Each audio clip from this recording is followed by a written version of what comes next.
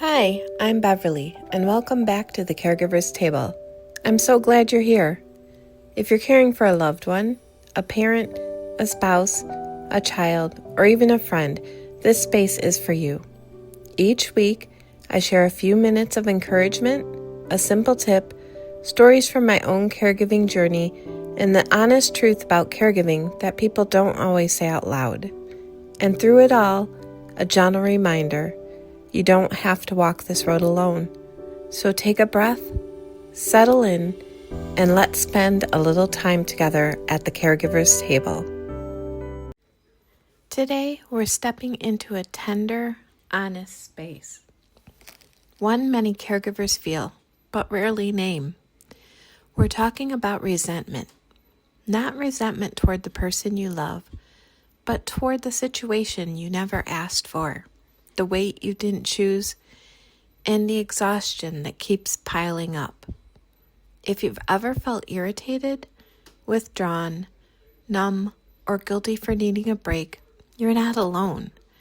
This episode is an invitation to breathe, to be honest, and to let grace meet you right where you are. When Phil's health began declining, I remember a season where resentment crept in quietly. Not loud, not dramatic, just subtle. It showed up in the tiny sighs I didn't mean to let out, in the moments I felt irritated at how long one single task could take, in the way I sometimes wished, just for a second, that life could go back to the before. And immediately after those thoughts came the guilt. Because I loved him so deeply, I didn't resent him. I resented the reality we were living. One night, after helping him through a difficult episode, I sat on the edge of the bed and felt this wave of emotion wash over me. Frustration, sadness, and then shame for feeling frustrated at all. But that moment became a turning point. I realized resentment wasn't a sign of failure. It was a sign of being human and loving someone so deeply.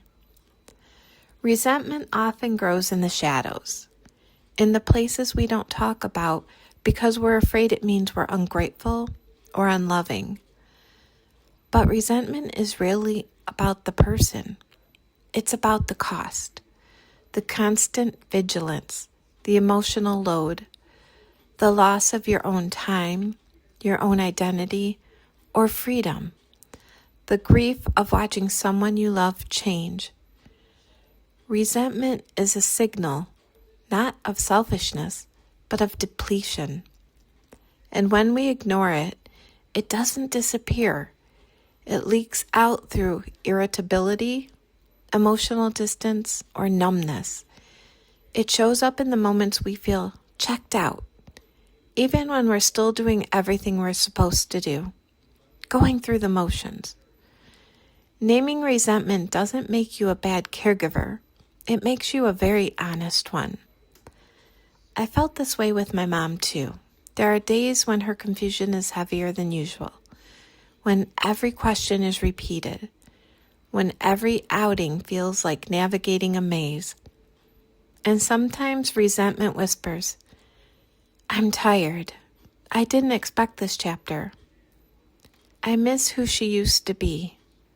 But again, it's not resentment towards her. It's toward the constant emotional stretching caregiving requires. And acknowledging that helps me show up with more compassion and not less. Hear me clearly, my dear caregivers.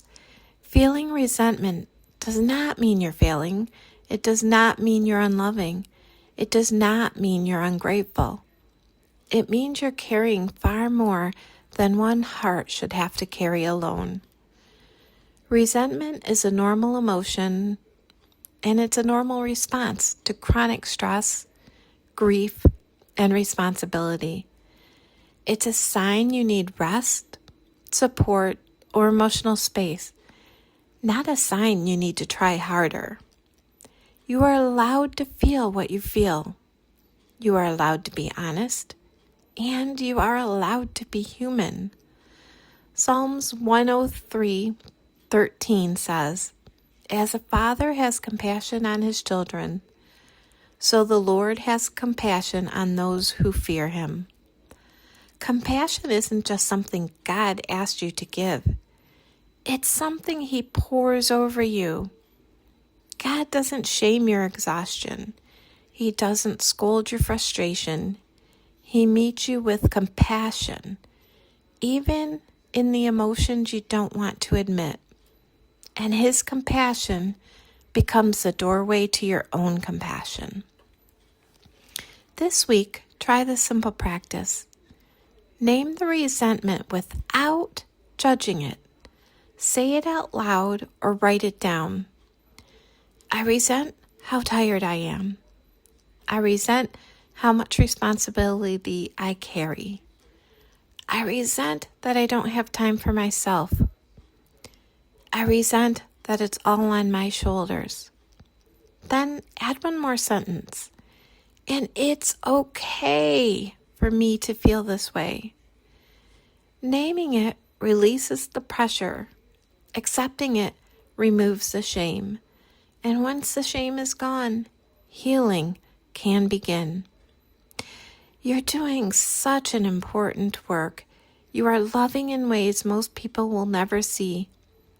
And in those moments when resentment rises, your heart is still faithful, still tender, still trying. God sees that, and he honors that. Before we close, I want to remind you of this. You are not meant to carry every part of this journey. You are not meant to hold every fear, every emotion, every outcome. You are allowed to rest. You are allowed to breathe. You are allowed to let God carry what is too heavy for you. You are doing emotionally hard work, but you are not doing it alone. Thank you for joining me today. I hope something you heard gave you strength for the next step in your journey. Remember, you are doing meaningful work even when no one sees it, and you are not alone. If you'd like to connect or share your caregiving story, you can find me in the Caregivers Gathering Place of Hope on Facebook, a community where you do not have to pretend to be strong all the time. And if you'd like more encouragement, my cookbook on Amazon, Comfort and Care, a Caregiver's Cookbook, offers both easy recipes and everyday hope. If a part of this episode spoke to you today, I would love to hear from you. Please email me at thecaregiverstable@yahoo.com.